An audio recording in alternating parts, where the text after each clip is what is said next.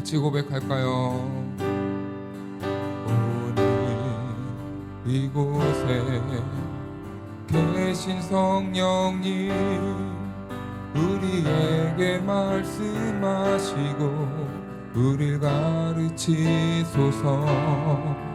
같이 우리 맘 열어주시고 주의 빛으로 밝혀 우리를 인도하소. 한 번 더 고백할까요? 오늘 이곳에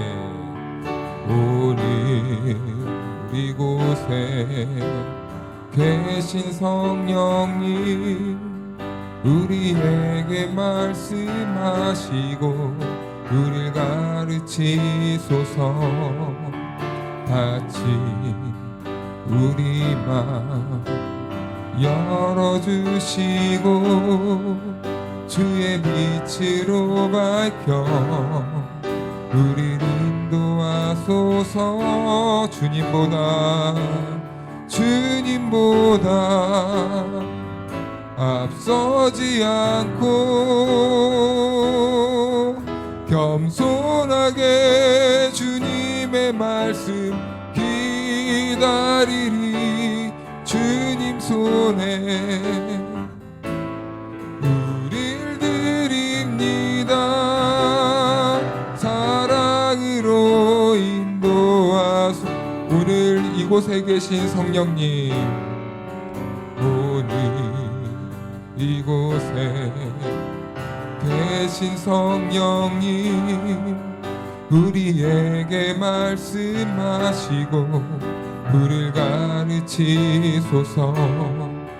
같이 우리 맘 열어주시고 주의 빛으로 밝혀 우리를 인도하.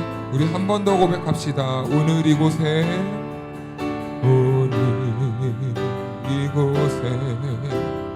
계신 성령님, 우리에게 말씀하시고 우릴 다친 우리 맘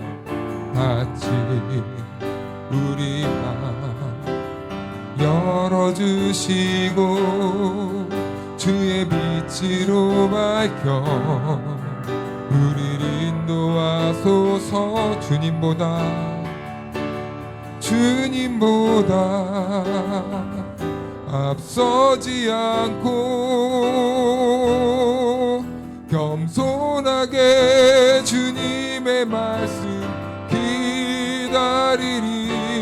주님 손에 우릴 드립니다. 사랑으로 인도. 주님보다 앞서지 않고 앞서지 않고 겸손하게 주님의 말씀 기다리니. 주님 손에 우릴 드립니다. 사랑으로 인도. 한 번 더. 주님보다 앞서지 않고 앞서지 않고 겸손하게 주님의 말씀 기다리니. 주님 손에 우릴 드립니다.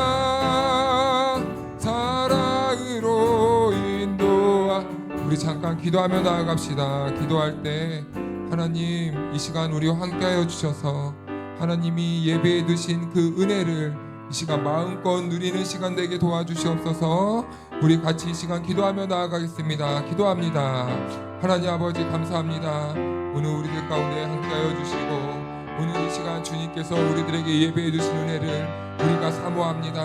갈망합니다. 주여, 이 시간 우리들 가운데 임하여 주셔서 우리들의 다친 마음을 활짝 열고 오직 살아계신 하나님의 그 따뜻한 은혜를 이 시간 우리가 충만하게 경험할 수 있도록 주여 도와주시옵소서. 성령 하나님, 성령 하나님, 우리는 사모합니다. 우리의 예배가 하늘 아버지께 상달되는 예배가 되게 도와주시고 우리의 예배가 살아 역사하는 예배가 되게 도와주셔서 이 시간 우리가 하나님이 주신 은혜로 말미암아 우리가 하나님 정말 기뻐하며 예배할 수 있는 이 시간 되게 도와주시옵소서. 성령 하나님 만나기 원합니다.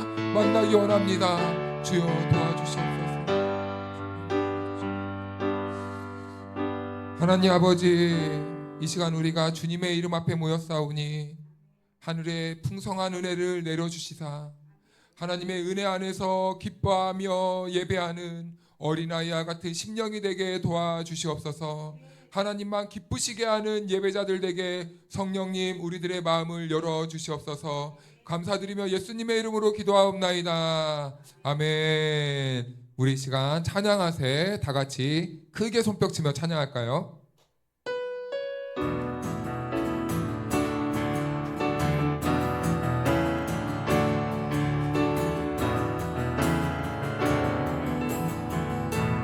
찬양하세, 찬양하세, 찬양하세. 왕께 소리 높여 찬양 드리세. 찬양하세, 찬양하세, 찬양하세. 왕께 소리 높여 찬양받기에 찬양받기에 합당하신 주님, 언제나 동일하신 주, 무릎 꿇고서 주 이름 외치세. 예수 나의 왕, 예수 나의 왕, 예수 나의 왕. 한 번 더 찬양하세, 찬양하세, 찬양하세. 왕께 소리 높여 찬양 드리세. 찬양하세, 찬양하세, 찬양하세. 왕께 소리 높여 찬양받기에 찬양받기에 합당하신 주님, 언제나 동일하신 주. 무릎 꿇고서 주 이름 외치세. 예수 나의 왕, 예수 나의 왕, 예수 나의 왕.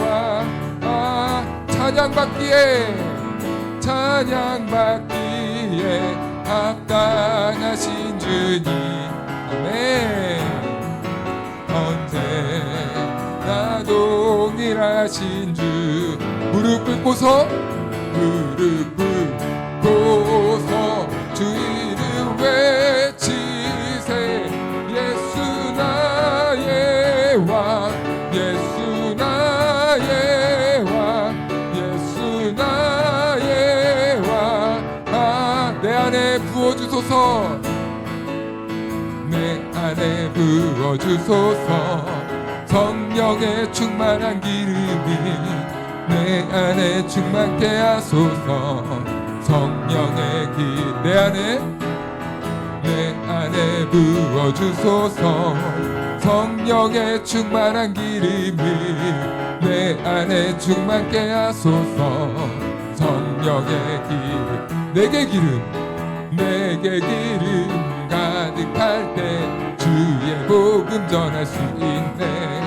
내게 기름 가득할 때 주의 사랑 덕분에 그날에 우리 주님께서 밤중에 찾아오실 때에 기름 준비된 자만이 잔치 자리 들어가네.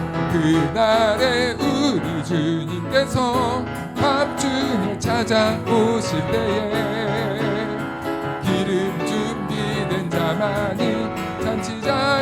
내 안에 부어주소서. 내 안에 부어주 성령의 아멘. 내 안에 충만케 한 성령의 기름으로 내 안에 부어주소서.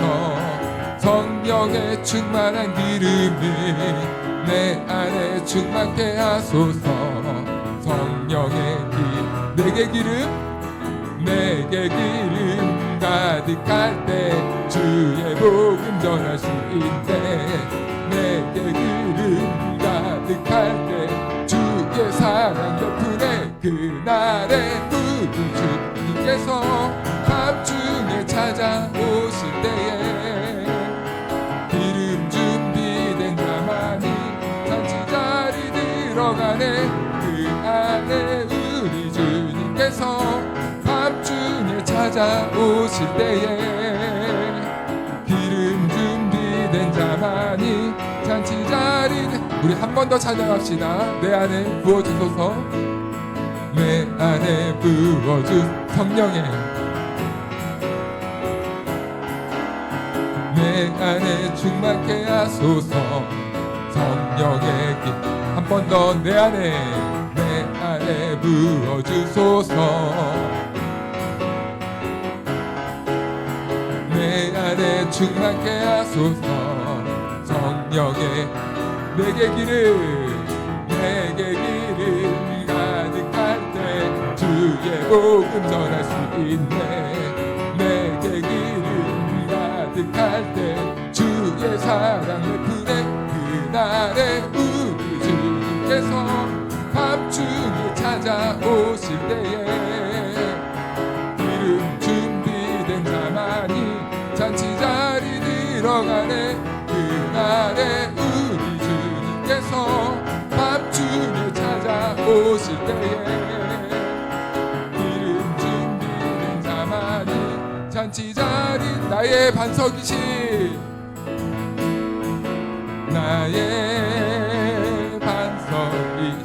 하나님 행하신 모든 것 완전하시네. 아멘. 나의 생명 되신 하나님 내게 행하신 이 자 우리 한 번 더 고백할까요? 나의 반석이신 하나님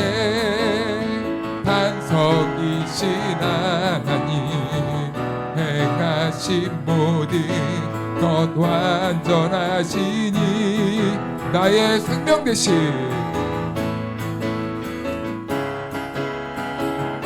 내게 행하신 일 찬양합니다. 진실하신 하나님 진실하신 하나님 실수가 없으신 좋으신 나의 주 진실하신 하나님 실수가 없으신 좋으신 나의 주 나의 반석이신 나의 반석이신 하나님 행하신 모든 것 완전하시니 나의 생명 되신 하나님 내게 행하신 일 찬양합니다. 진실하신 하나님 실수가 없으신 좋으신 나의 주 진실하신 하나님 실수가 없으신 좋으신 나 진실하신 하나님 진실하신 하나님 실수가 없으신 좋으신 나의 주 진실하신 하나님 실수가 없으신 번 더 선포하십시다. 신실하신 하나님, 실수가 없으신 좋으신 나의 주, 진실하신 하나님, 실수가 없으신 좋으신 나의 주. 하나님께 감사와 영광의 박수로 영광 올려드립시다. 아멘. 우리 온 맘 다해 찬양하겠습니다.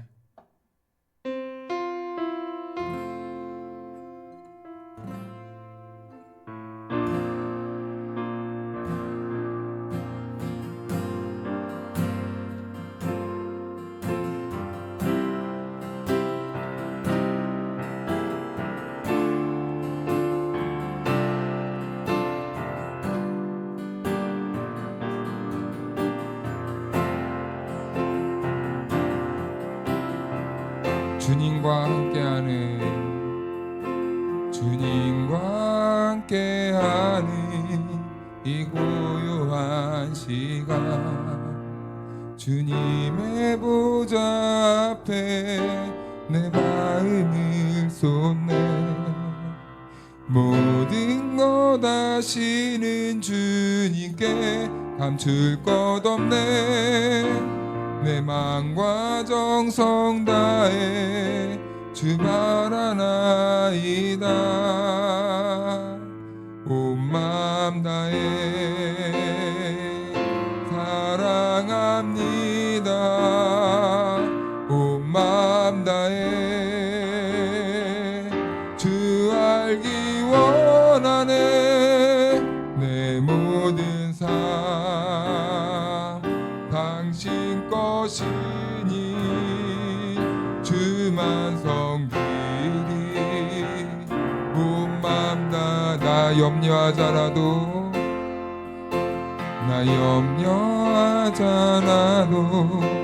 내 쓸 것 아시니. 나 오직 주의 얼굴 구하게 하소서. 다 이해할 수 없을 때라도 감사하며 날마다 순종하며 주 따르오리다.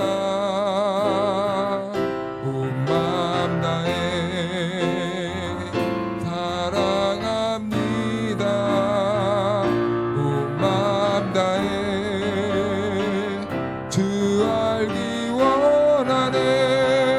내 모든 삶 당신 것이니 주만 섬기리.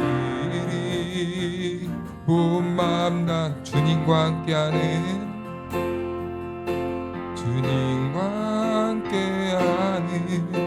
이 고요한 시간, 주님의 보좌 앞에 내 마음을 쏟네.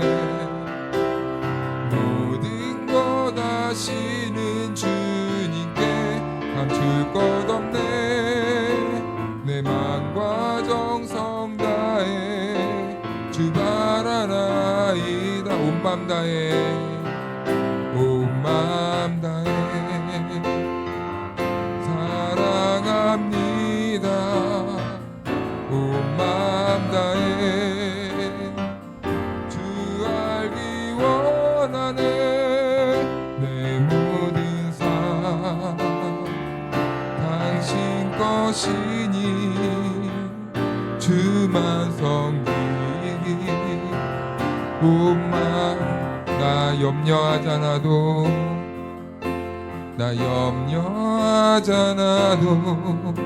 내 쓸 것 아시니. 나 오직 주의 얼굴 구하게 하소서.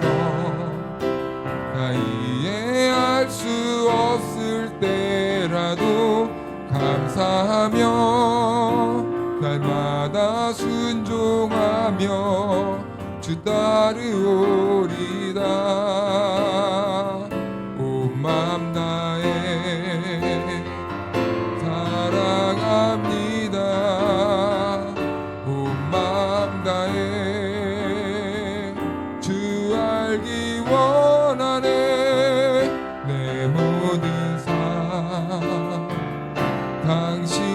것이니 주만 섬기니 온 마음 다해 나는 하나님을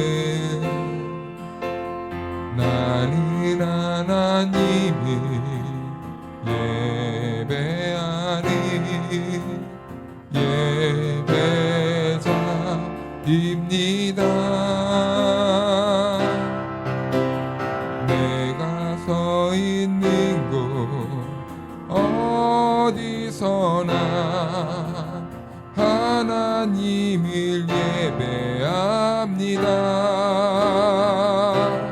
내 영혼 거룩한 은혜를 향하여 내 마음 완전한 하나님 향하여 이곳에서 바로 이 시간 하나님을 나는 하나님을 예배하는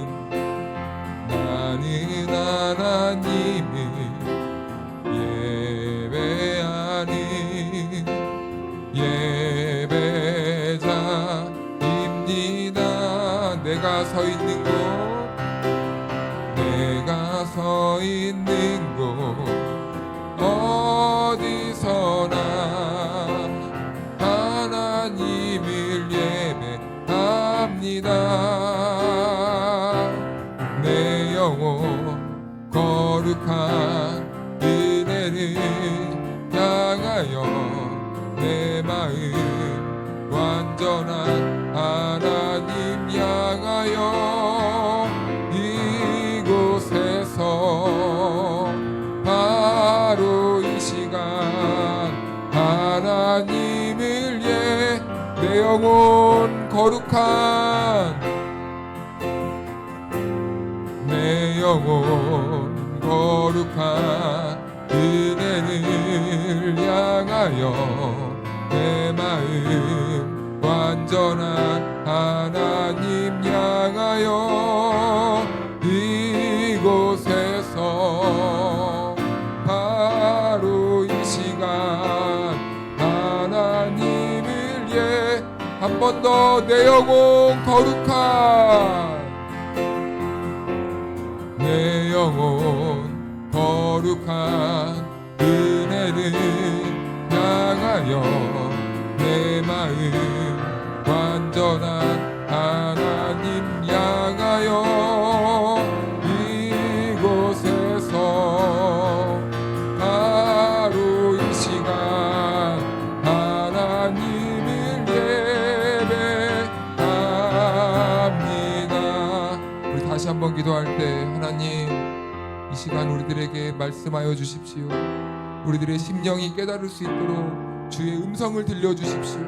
우리의 영혼이 만족함을 누리고 용기를 얻을 수 있도록 주여 은혜를 부어주십시오. 우리 이 시간 다시 한번 기도할 때 성령님께 의지하면서 기도하며 나아갑시다. 기도하겠습니다. 이 저녁 우리들에게 주신 말씀 보도록 하겠습니다. 히브리서 말씀입니다. 히브리서 7장 1절에서 10절 말씀까지입니다. 이 멜기세덱은 살렘 왕이요 지극히 높으신 하나님의 제사장이라. 여러 왕을 쳐서 죽이고 돌아오는 아브라함을 만나 복을 빈 자라.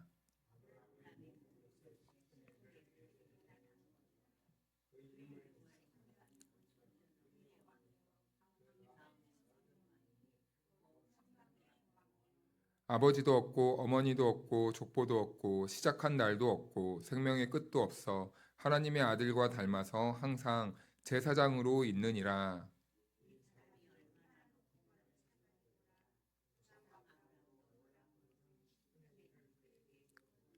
레위의 아들들 가운데 제사장의 직분을 받은 자들은 율법을 따라 아브라함의 허리에서 난 자라도 자기 형제인 백성에게서 10분의 1을 취하리라는 명령을 받았으나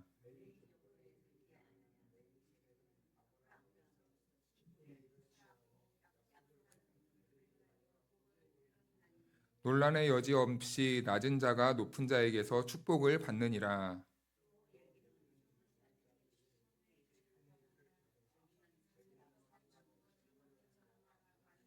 또한 10분의 1을 받는 레위도 아브라함으로 말미암아 10분의 1을 바쳤다고 할 수 있나니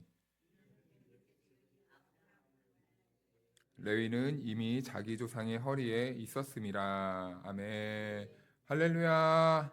하나님의 은혜와 평강이 우리 모두에게 함께하기를 축복합니다. 네, 오늘 우리는 멜기세덱에 관해서 이제 말씀을 나누고 다음 주부터는 우리가 한 두세 달 됐나요? 전에 멈췄던 사사기를 다시 이어서 하고 사사기가 끝난 후에 다시 히브리서로 돌아와서 말씀을 나누도록 하겠습니다.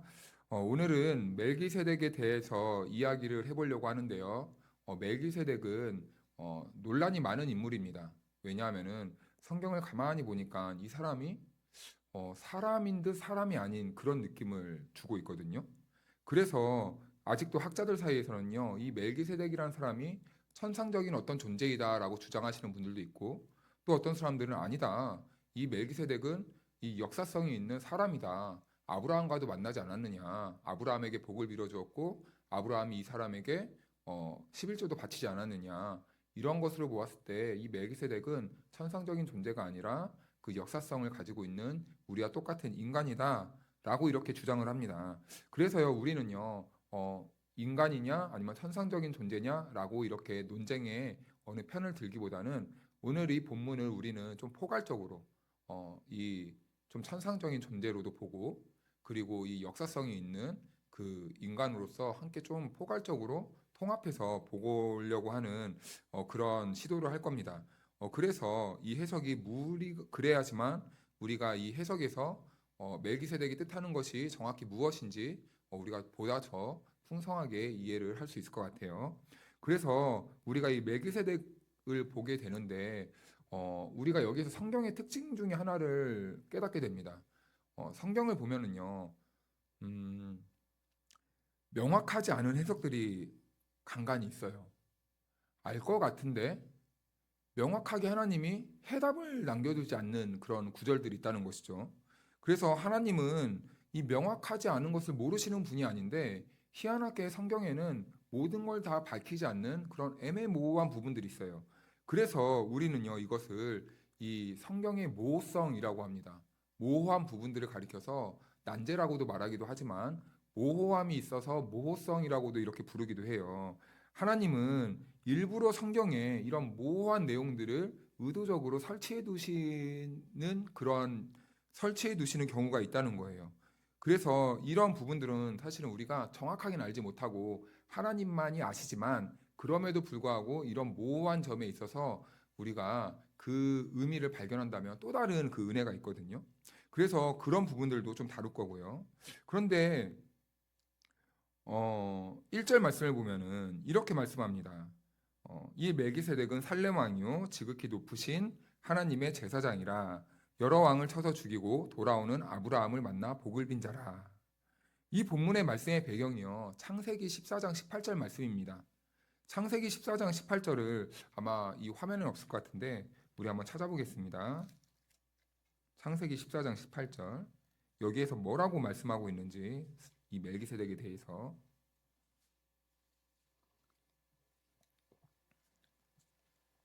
창세기 14장 18절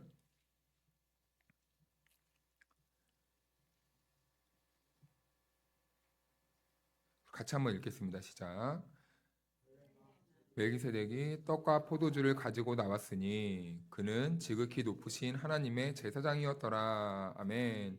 여기에 보니까 멜기세덱을 세 가지로 이렇게 소개를 하고 있네요. 첫 번째는 살렘 왕이라고 합니다. 그리고 그가 아브라함을 맞이하러 오는데 떡과 포도주를 가지고 나왔다라고 이렇게 말을 해요. 그리고 마지막으로는 지극히 높으신 하나님의 제사장이었다라고 이렇게 소개를 하면서 멜기세덱에 대해서 말을 하고 있습니다.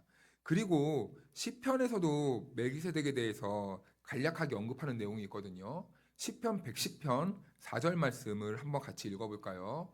앞에 보고 읽겠습니다. 시작. 여호와는 맹세하고 변하지 아니하시리라. 이르시기를 너는 멜기세덱의 서열을 따라 영원한 제사장이라 하셨도다. 아멘. 이 말씀은요, 다윗에게 말씀하신 하나님의 말씀이에요. 그런데 이 다윗은 오실 그리스도를 예표하는 그 인물 중에 한 명입니다. 그래서 그 다윗에게 이렇게 말씀하는 거예요. 너는 멜기세덱의 서열을 따라 영원한 제사장이라 하셨도다.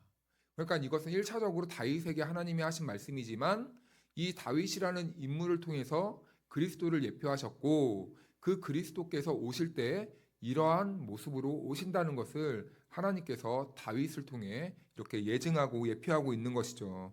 그래서 오실 그리스도도 그렇지만 지금 이 본문을 보니까 멜기세덱도 영원한 제사장이라 이렇게 하나님께서 칭하셨다라는 것에 우리는 의미를 좀 부여할 수 있을 것 같습니다. 그래서 멜기세덱에 관한 정보는 창세기의 방금 본 말씀과 그리고 시편의 이 말씀, 이 두 말씀이 사실은 전부입니다. 그렇다면 히브리서를 기록한 저자는 왜 이렇게 많은 정보도 없고 그리고 애매모호하고 사람인지 사람이 아닌지도 모르는 이 사람을 왜 하필 신약 시대의 성도들에게 굳이 이 멜기세덱을 끄집어 와서 지금 말씀하고 있는가? 우린 여기에 대해서 이 이유에 대해서 밝혀봐야 되겠는데요. 제가 여러 번 말씀드렸지만 이 히브리서를 이 보는 그 당시에 그리스도인들의 상황이 크게 두 가지의 이 고난과 공격을 당하고 있었다고 했어요. 첫 번째로는 내부적인 고난이 있었고 두 번째로는 이 외부적인 고난이 있었다고 했어요. 먼저 외부적인 고난은 로마로부터 큰 압제가 있었고 그리고 내부적인 고난으로는 이 같은 동족 유대인들이 이 그리스도인들, 유대인 그리스도인들을 회심한 그리스도인들을 다시 유대교로 회유하는 그런 이 공격이 있었다는 거예요. 그래서 밖으로는 엄청난 이 압력이 가하고 있는 상황에서 이 안에서는 이 자꾸 이 회유하는 이 소리들이 들리니까 신앙이 흔들리고 있었던 거죠. 그러니까 이 흔들리는 신앙들을 어떻게 하면 잡아줄까 하다가 이 히브리서 저자는 그리스도께 어떻게 더 견고하게 이 성도들을 묶어줄까 염려하고 고민하고 기도하는 가운데서 이 히브리서를 기록했다는 건데요. 그런데 그러다가 이 히브리서 저자가 그리스도와 매우 유사한 모습과 성격을 가진 멜기세덱이란 구약의 인물을 지금 끄집어 온 겁니다. 그렇다면 왜 하필 멜기세덱일까? 왜 하필 멜기세덱일까요? 다른 사람들도 많은데 뭐 야곱도 있고 요셉도 있고 다니엘도 있고 여러 이 신앙의 이 중심을 잡은 그 인물들이 많은데 하필 왜 멜기세덱일까요?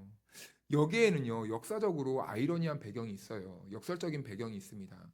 사실은 우리가 지금 멜기세덱에 대해서 볼 때 많은 정보를 가지고 있지는 않지만 이 당시의 그리스도인들은 오히려 우리와는 다르게 멜기세덱 하면은 딱 떠오르는 그런 어떠한 느낌을 가지고 있었다는 거예요.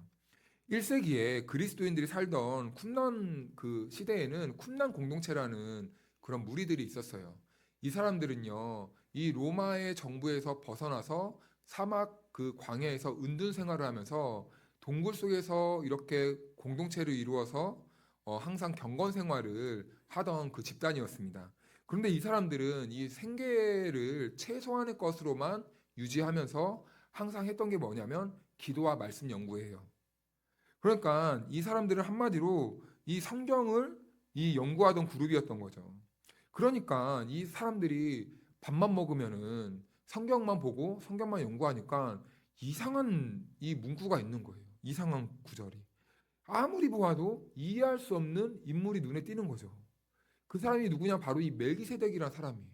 아브라함에게 11조를 받은 이 멜기세덱에 관한 이 인물의 궁금증을 가지고 된 겁니다.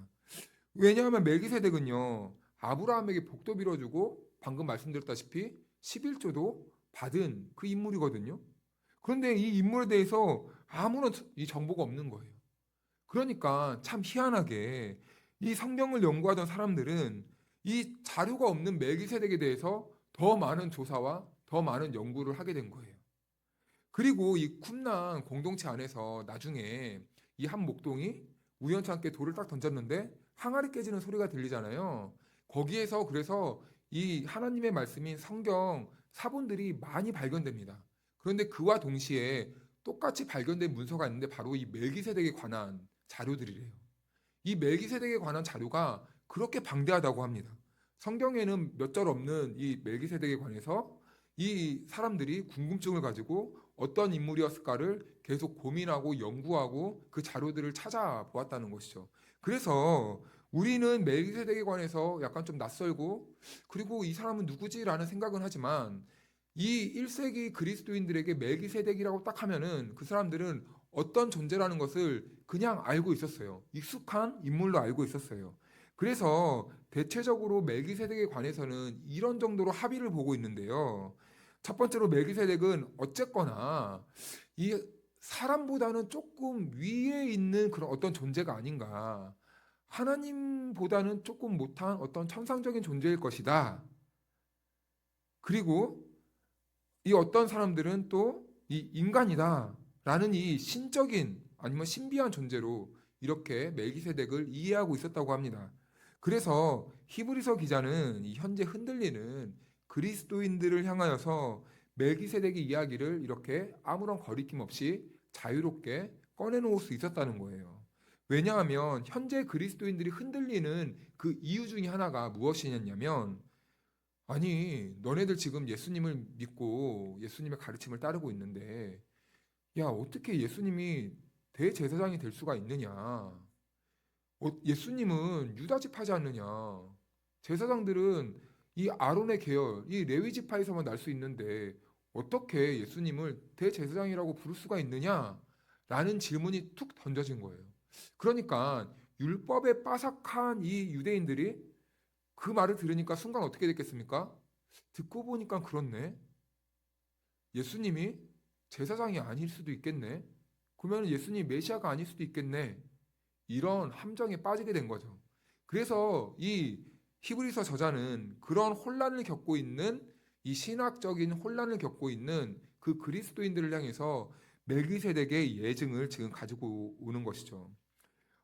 우리가 지금 성경에서는 우리는 지금 완성된 이 성경을 보니까 예수님에 대한 오해가 적지만 사실은 이 오해는 이 당시를 살아가는 그리스도인들에게 매우 심각한 그런 질문이었습니다.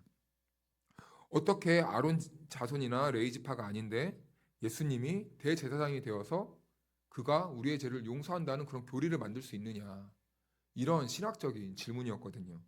이런 공격을 받게 되자 이제 히브리서 기자가 성령의 영감을 받아서 이 문제를 매우 이 지혜롭게 하나님의 뜻에 따라 잘 풀어서 그 당시 그리스도인들에게 해석을 해주는 거죠. 대제사장은 레위 지파에서만 임명할 수 있습니다. 그런데 레위 지파는요 아브라함의 혈통이죠. 아브라함에게서 어쨌든가 나야 됩니다. 그러니까 레위 지파든 유다 지파든 뭐 갓 지파든 아셀 지파든 12지파는요 어쨌거나 조상이 아브라함이에요. 그런데요, 이 레위 지파가 아브라함의 허리에서 났다는 거죠. 그런데 이 레위 지파의 조상이 되는 아브라함이 누구에게 11조를 바쳤다고 기록하고 있습니까? 멜기세덱에 11조를 바쳤다고 이렇게 기록하고 있는 거예요. 그러니까 이 아브라함이 멜기세덱에 11조를 바쳤다는 이 모습은 오늘 히브리서 저자도 낮은 자가 높은 자에게 바치는 거 아니냐라고 이렇게 논증을 펼쳐나갑니다. 즉 멜기세덱이란 사람은 아브라함에게 11조를 받은 인물로서 일단은 서열상 아브라함보다 높다라는 거예요. 이것을 붙잡고 가고요. 그런데 또 성경이 멜기세덱을 소개할 때 이렇게 소개해요. 영원한 제사장, 하나님의 높으신 제사장이라고 이렇게 표현을 합니다. 그런데 예수님은요, 어느 서열을 따라서 제사장이 됐냐고 말하냐면 바로 이 멜기세덱의 반차, 멜기세덱의 서열을 따라서 예수님이 오셨다는 거예요. 그렇다면 자연스럽게 우리는 결론 하나를 내릴 수 있겠죠. 자, 레위 지파는 아브라함에게서 났고 아브라함은 멜기세덱에 11조를 바쳤고 그래서 멜기세덱이 아브라함보다 서열상 우위에 있는데 예수님이 멜기세덱의 반차를 따르다네요. 그러면은 예수님이 자연스럽게 레위 지파보다 서열이 위에 있는 거 아니냐라는 이러한 이 답이 나오게 됩니다. 이런 이해를 가지고 2절을 다시 보면은 아브라함이 모든 것의 10분의 1을 그에게 나누어 주니라. 그 이름을 해석하면 먼저는 의의 왕이요 그 다음은 살렘 왕이니 곧 평강의 왕이요. 이런 의도로 히브리서 기자는 지금 예수님이 멜기세덱의 서열에 따라서 왔으니까 당연히 아브라함보다 위에 있는 자다라는 것을 이렇게 설명해 주고 있는데 그런데 2절에서 히브리서 기자가 이 멜기세덱을 설명할 때 약간 좀 의미심장한 단어 두 가지를 지금 채택해서 사용하고 있어요. 첫 번째는 의의 왕이고 두 번째는 살렘 왕이라는 단어입니다. 그런데요, 희한하게 의의 왕이나 살렘 왕이나 별다른 이렇게 단어적 우열을 가릴 필요가 없을 것 같은데 희한하게 이 히브리서 기자는 먼저는 의의 왕이요 라고 이렇게 순서를 정합니다. 먼저는 앞에 의의 왕이라는 단어가 오고 그 다음에 살렘 왕이다 라고 이렇게 표현을 해요. 멜기세덱을 소개할 때 먼저는 의의 왕이라는 것을 강조하고 싶었다는 겁니다. 그렇다면 이 순서가 중요한 이유가 있겠죠. 먼저 이 멜기세덱은 예수 그리스도를 예표하는 인물이라고 했습니다. 자, 그럼 예수 그리스도를 예표할 때 예수 그리스도가 의의 왕이라는 거예요. 그런데 그 의의 왕, 이 의라는 것은요, 하나님의 공의를 말하는 겁니다. 하나님의 공의란 무엇인가? 라는 것을 잠깐 우리가 설명을 드리면 좋겠는데, 우리는 원래 죄인입니다. 우리는 죽을 수밖에 없어요. 그런데요, 우리는 죽어 마땅하고 심판받아야 마땅한 그런 위치에 있었는데, 하나님께서 우리를 살리시려고 우리들을 위해서 예수님을 보내시고 십자가에 못 박혀 죽어서 우리를 살렸다라는 겁니다. 이 죽을 수밖에 없는 죄인을 살리신 그 하나님의 의, 이것이 바로 이 하나님의 공의라는 거예요. 하나님이 우리가 지불해야 될 모든 죄의 값을 자기 아들 예수 그리스도를 보내주심으로 우리의 모든 죄의 값을 지불하셨다라는 겁니다. 이것이 바로 하나님의 공의예요. 그런데 예수님이 십자가에서 그 죄의 값을 다 지불하시고 죽을 때 한마디 툭 던진 말이 있죠. 다 이루었다. 근데요, 이 말이 히브리어에서 갖는 의미가 또 뭐가 있냐면 다 지불되었다라는 겁니다. 그러니까 예수님이 하신 이 다 이루었다 이 말은 내가 온 인류의 죄값을 나의 죽음으로 다 지불하였다 라는 이런 의미를 담고 있는 것이죠. 그런데 제자들이요, 그 예수님의 십자가 고난과 부활을 제대로 이해하지 못했어요. 그러니까 예수님이 십자가에서 죽으시니까 다 뿔뿔이 흩어지게 되죠. 예수님이 부활하셨다고 해도 그들은 이 부활이 별로 이렇게 큰 의미로 다가오지 않았습니다. 그래서 이 부활의 의미가 희미해지니까 이 제자들에게 오해가 생기는 거예요. 그래서 예수님이 부활하셨다는 소식을 들어도 제자들은 이렇게 반응할 수도 있는 거죠. 예수님의 부활이 나와 무슨 상관인데, 예수님의 부활이 뭐 나에게 떡을 주냐, 독을 주냐, 돈을 주냐, 뭐 건강을 주는 것도 아니고, 뭐 좋은 직장을 주는 것도 아니고, 그래서 예수님의 부활이 나와 무슨 상관인데? 라는 이런 이 논리에 빠져서 제자들은 예수님이 십자가에 돌아가셨을 때 그리고 부활하셨다는 소식을 들었을 때 믿지 않았어요. 생업을 이어갑니다. 그런데 예수님의 십자가와 부활에 이 제자들의 눈이 열리자 다시 제자들이 가슴이 뜨거워지는 거죠. 그러면서 이제 이 십자가 사건이 어떤 의미를 가지고 있는지가 열어지게 됩니다. 아, 예수님이 날 위해서 십자가를 지신 거구나. 아, 예수님이 나를 살리려고 십자가를 지신 거구나 라는 이 깨달음과 영적인 눈이 활짝 열려서 그때부터 이제 그리스도를 보게 되는 것이죠. 하나님의 공의는요, 이렇게 예수님의 십자가를 통해서 이루어지고 완성되었다는 거예요. 그런데 참 희한하게요, 예수님의 공의가 완성되고 그 예수님의 공의가 받아들여지는 사람들에게 그 다음에 찾아오는 게 있습니다. 바로 이 샬롬입니다. 이 말을 오늘 이 멜기세덱을 앞에 수식할 때 살렘 왕이라고 하는데 이 샬롬이 살렘이에요. 그러니까 평화의 왕이죠. 바로 이 하나님의 공의가 있고 그 다음에 우리들에게 그 하나님의 공의로 평화가 오게 된다는 그것을 오늘 설명하고 싶은 거죠. 그런데 우리가 샬롬을 이해할 때, 하나님의 평화를 이해할 때 우리는 때때론 아무런 염려도 없고 아무런 근심도 없는 그러한 상태를 생각할 때가 있는데요. 사실은 샬롬은 그것을 말하지 않아요. 샬롬의 본질은요, 하나님과 우리와의 단절된 관계가 회복되는 그것을 말합니다. 그것을 샬롬이라고 해요. 그래서 예수님은요, 이 부활하신 후에 두렵고 떠는 제자들이 모여 있는 그곳에 오셔서 예수님이 하신 말씀이 샬롬, 너희에게 평안이 있을지어다 라고 이렇게 말씀하시는 겁니다. 그래서 오늘 이 히브리서 기자가 멜기세덱을 그리스도의 예표 대신 멜기세덱을 설명할 때 먼저는 의의 왕이고 그 다음은 살렘 왕이다. 이런 순서를 가지고 설명하는 거죠. 이것은 순서가 바뀌면 안 돼요. 우리 그리스도인들의 평화는요, 반드시 예수 그리스도의 십자가가 있은 후의 평화입니다. 그래서 우리는 다시 말씀드리지만 하나님의 공인 십자가로 우리의 죄가 다 지불되었다는 것을 깨닫고 믿어져야지만 하나님의 그 평화가 우리의 삶에 찾아온다는 것이죠. 그리고 3절을 보니까 이런 말씀이 있습니다. 아버지도 없고 어머니도 없고 족보도 없고 시작한 날도 없고 생명의 끝도 없어 하나님의 아들과 닮아서 항상 제사장으로 있느니라. 아멘. 이 문장을 보면요, 멜기세덱이 뭐 하는 사람이냐?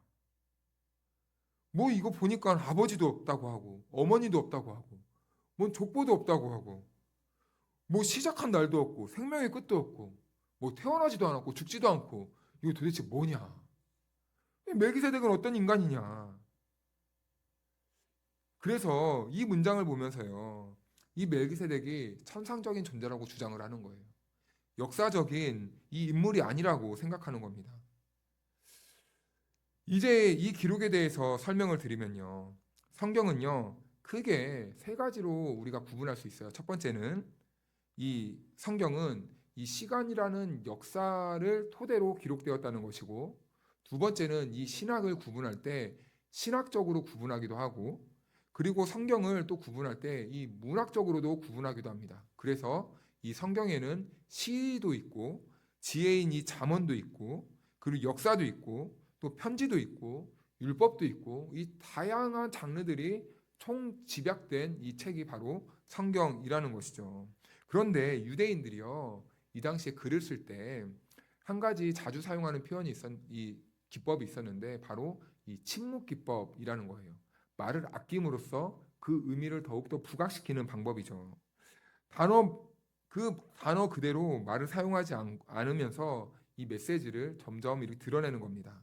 그래서 때로는 침묵 안에 말을 아끼는 그 안에 하나님의 의도한 그 의도가 담겨 있고 하나님의 그 손길이 감춰져 있다는 거죠. 그래서 조금 어렵지만 이런 의미입니다. 말을 아낌으로써 이 메시지를 드러내는 것인데 이 우리가 멜기세덱과 비슷한 인물이 예수 그리스도가 있는데요. 예수님은요. 우리가 예수님에 대해서 많이 아는 것 같아요. 성경은 예수님에 대해서 많은 정보를 기록하고 있는 것 같습니다. 그런데 사실은 우리는 예수님을 많이 안다고 하는 것처럼 느껴지지만 예수님을 모르는 게 더 많아요. 왜냐하면 예수님의 탄생 자체가 우리에게는 의문입니다. 사실은. 어떻게 남녀가 이 합방을 하지 않고 처녀의 몸에서 아들이 나올 수 있으며 그리고 예수님의 진짜 아버지를 논할 때 아니 요셉의 씨도 아닌데 도대체 예수는 아버지가 누구고 또 그러면은 어머니가 도대체 누구고 예수님의 진짜 가족은 우리가 누구로 이해해야 되냐 인간 예수를 생각할 때 그렇다는 겁니다. 알 수 있는 정보가 사실 없다는 거예요. 아무것도 예수님에 대한 정보가 뚜렷하지가 않아요. 그런데 꼭 예수님과 같이 멜기세덱의 존재가요. 신분은 하나님의 아들 그 모습과 유사하다는 거예요. 이 유사점을 드러내기 위해 멜기세덱의 정보가 지금 침묵되고 있다는 거죠. 그러나 성경은 멜기세덱을 일괄되게 표현할 때요. 영원한 제사장, 하나님의 높으신 제사장이라는 표현으로 사용합니다. 그런데 그 제사장의 반차를 따라서 지금 그리스도께서도 이 땅에 오셨다라는 거예요. 그러면 이런 결론을 내릴 수 있죠. 아까 말씀드렸겠지만 아브라함보다는 멜기세덱이 높습니다. 그러면 당연히 아브라함이 멜기세덱에게 11조를 드릴 때 레위는 아브라함의 허리에 있었다는 거예요. 아직 태어나진 않았지만 앞으로 아브라함이라는 인물을 통해서 모든 이스라엘 백성들과 모든 이 인류의 자녀들이 태어나게 될 것이기 때문에 그 아브라함의 허리에 이미 레위가 포함되어 있는 겁니다. 그러니까 레위 지파보다도 멜기세덱이 서열이 더 높습니다. 그리고 그리스도께서는 영원한 대제사장인 서열을 따라서, 그러니까 아까 멜기세덱을 소개할 때 영원한 하나님의 제사장이었다. 그러니까 그 반차를 따라서, 그 서열을 따라서 예수님이 이 땅에 오셨다는 거예요. 그러니까 어떻게 보면은 예수님이 레위지파의 조상격이 되는 것이죠. 그러면서 지금 아브라함보다 예수님이 더 높은 서열로, 더 높은 제사장으로 이 땅에 오셨다는 것을 이 멜기세덱의 예증을 통해서 히브리서 기자가 그 논리적으로 지금 반박을 해주고 설득시키고 이해시키고 있는 것이죠.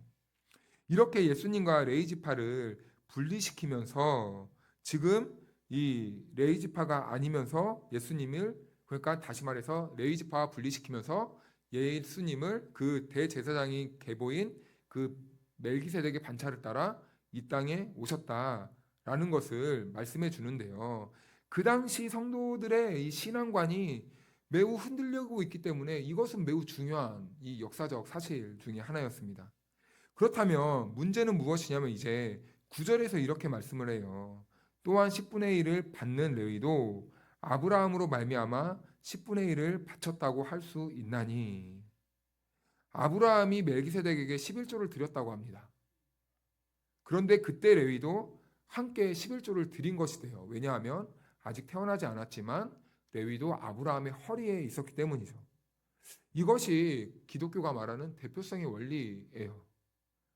우리는 태어날 때부터 죄를 짓고 태어납니다. 그런데 어떻게 그럴 수가 있느냐? 이와 똑같은 원리라는 거죠. 아담이 죄를 지을 때 우리는 하나님의 섭리와 계획과 예정에 따라 아담의 허리에 있습니다. 자, 그러면 아담이 죄를 지을 때 우리는 아담과 똑같이 죄를 지었다는 거예요. 모든 인류가, 모든 생명이 아담의 허리에 있었기 때문에 우리 또한 아담과 함께 죄를 짓고 우리는 이 땅에서 날 때부터 죄인으로 태어나게 되는 겁니다. 그런데 동시에요, 우리가 아담 안에서 죄로 죽게 되었지만, 그런데 놀랍게도 둘째 아담으로 오신 예수 그리스도가 부활하심으로 인하여서 우리도, 그 예수를 믿는 우리도 이제는 그리스도와 함께 묶여져서 생명의 부활로 태어날 수 있게 된다는 것을 말씀해 주고 있는 것이죠. 그리고 이제 그리스도께서 부활의 열매가 되셨듯이 우리도 그 그리스도처럼 앞으로 그 탐스러운 부활의 열매로 익어갈 때까지 우리가 자라가고 익어가서 우리의 구원도 완성되어서 우리가 부활의 열매로 예수님과 같이 태어나게 될 것이다 라는 겁니다. 그래서 한 사람이 죄를 범하여서 모든 사람이 죄인이 되었고, 그런데 한 사람이 순종하여서 살림을 받음으로써 우리도 그 안에 함께 있게 되어 우리가 영원한 생명, 살림을 받게 되었다라는 거죠. 그런데 여기에서 중요한 것이 있습니다. 우리가 아담 안에 있을 때는 죄인이었지만 그리스도 안에 있을 때 우리가 살림을 얻게 되었다는 거예요. 그래서 우리가 누구 안에 있느냐가 참 중요합니다. 우리는 그리스도 안에 있는 것이죠. 우리는 그리스도 안에 있을 때 죄 용서함을 받고 생명을 얻을 수 있다는 거예요. 그래서 우리는 무슨 일이 있어도 이 그리스도 안을 벗어나면 안 되는 겁니다. 그래서요, 우리 모든 인간이 살 수 있는 유일한 해답과 길이 있다면 바로 그리스도 안으로 들어가는 거예요. 예수님을 믿고 그와 함께 먹고 마시는 겁니다. 여기만이 완전하고 안전하며, 그리고 그리스도만이 우리의 유일한 해답이시고 우리의 유일한 소망이 된다는 거예요. 이것이 바로 그 당시에 수많은 이 물리적으로, 영적으로 핍박과 흔들림과 이 위기 속에 있던 이 그리스도인들에게 던지는 메시지였다는 거죠. 너네들 지금 한눈 팔려고 하는데 한눈 팔지 말아라. 고난 당하고 있는데 너희들의 안에 작은 이 시험이 던져져서 지금 너네들의 신앙이 위태위태하는데 한눈 팔지 말아라. 우리도 신앙생활을 하다 보면은 이 당시에 그리스도인들과 같은 이런 유형과 이런 흔들림이 많이 찾아옵니다. 세상과 우리가 어울려 살다 보면은 야, 예수가 진짜 하나님의 아들이 맞냐? 예수가 정말 부활했다는데 한번 증명해 봐라. 그럼 우리는 증명할 수 없으면 그때 어떤 신앙이 어떠신 분들은 말도 못하고 그런가 신앙이 흔들리게 됩니다. 여러 가지 논쟁이 벌어지면요. 야, 교회가 하는 거 봐라. 어떻게 예수님을 믿는 사람들이 그렇게 행동하고 죄를 지을 수 있느냐. 야, 너네들이 따르는 목사를 좀 봐봐라. 하나님의 말씀을 전한다면서 돈의 노예가 되어 있었고, 돈 때문에 싸우고, 돈 때문에 교회가 갈라서고, 자기 아들 이렇게 세습시켜가지고, 이 악한 모습만 보여주는 이 목사를 한번 봐봐라.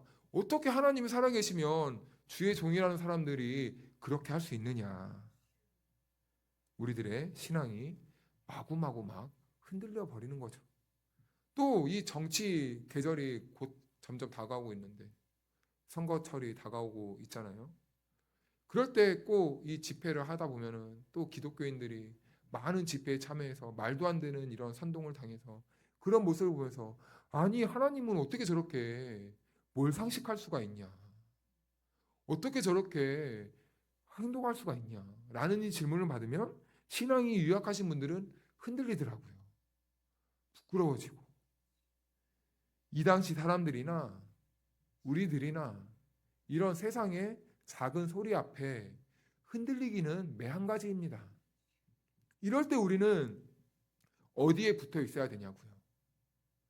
이럴 때 우리는 어디에 있어야 되냐고요.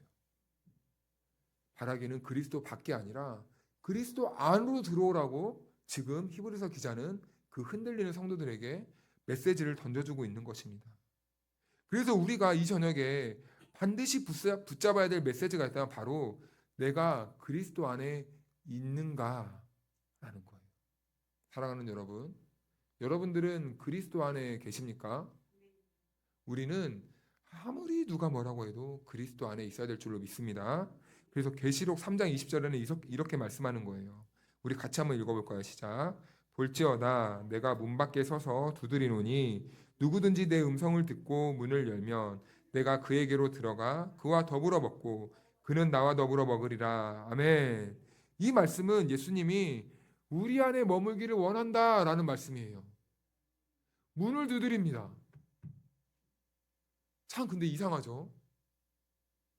원래는 여러분 다급한 우리가 두드려야 되는 거 아닙니까? 뭔가 바뀐 것 같습니다. 그런데 참 이 모습이 안타까워요. 오죽하면 주님이 문을 두드릴까? 세상에 기가 막히고 세상에 눈이 어두워져서 세상만 바라보는 우리들이 얼마나 하나님을 보지 못하고 답답하게 살아가면 주님이 우리의 마음의 문을 두드리는 거예요. 그런데 참 다행인 것은 이 문소리를 들으면은 참 다행인데 또 안타까운 것은 영적으로 눈이 닫혀 있고 영적으로 귀가 닫혀 있으면 이 주님의 두드림의 소리를 못 듣게 된다는 것이죠. 우리 주님은요, 우리 안에 오셔서요, 우리와 함께 거하시길 원하시는 거예요. 아니, 우리가 들어가기도 시원찮은데 주님이 우리 안에서 우리 안에 들어와 주신대요. 여러분, 우리가 주님을 담을 그릇이 됩니까? 말도 안 되는 거예요. 여러분, 우리가 개가 이거 개 비하하는 건 아닌데 이해해 주실 줄을 믿고 우리가 개 집에 들어가는 너 산다고 생각해 보십시오. 개를 너무 사랑한 나머지 말이 됩니까? 말이 안 되는 거잖아요. 그런데 주님이 지금 꼭 그와 같은 일을 하고 계시다는 거예요. 우리의 마음의 문을 두드리고 우리 안에 와 주시겠다는 겁니다. 이 얼마나 기쁜 복음의 소식입니까? 우리가 먹고 마시고 싶다는 거예요. 그 만왕의 왕 되신 주님. 사랑하는 여러분, 우리는 아직 주님 나라 가는 그날 언제인지 모르지만 당장 내일 당장 오실 줄도 모르지만 만약에 그게 아니라 아직도 주님의 유예 기간이 많이 남아 있다면 우리는 적어도 50년은 더 살아야 됩니다. 너무 긴 시간이에요. 50년을 사는 그 인생 가운데 웃으시면 안 됩니다. 진짜 50년은 더 살아야 돼요. 제가 지난번에 장로님께 말씀드렸는데 우리가 잘 살면 98세고 재수 없으면 138세를 산다고 합니다. 50년 남은 거 맞으시죠? 50년 이상은 사십니다. 그런데 아직 우리가 주님 앞에 서게 될 그 날이 아직도 길고 길고 멀고 멀었는데 우리가 이 메시지를요, 우리 삶의 중심에 꼭 새기시고 어떤 어려움과 어떠한 흔들림이 찾아와도 나는 주 안에 있어야 된다. 주님이 여전히 내 이 심령을 두드리고 계신다. 주님이 나와 함께 하시기를 기뻐하시고 주님이 나와 함께 하시길 원하신다. 이 믿음 붙잡고 살아가는 저와 여러분들이 되기를 주님의 이름으로 축복합니다. 그래야 히브리서 이 당시 기록된 이 성도들처럼 우리가 우왕좌왕 흔들리지 않을 수 있는 거예요. 우리가 신앙생활할 때 주님 위해서 내 한 몸 헌신하기도 얼마나 아깝고 시간이 아까운데 우리가 우왕좌왕 방황하다가 시간을 허비할 수 있겠습니까?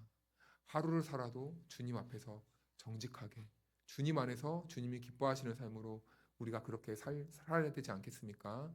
그럼 사랑하는 여러분, 그리스도 안에서 그리스도와 함께 먹고 마시는 복된 저와 여러분들의 삶이 되기를 주님의 이름으로 축원합니다. 우리 같이 찬양하시고 우리 기도하겠습니다.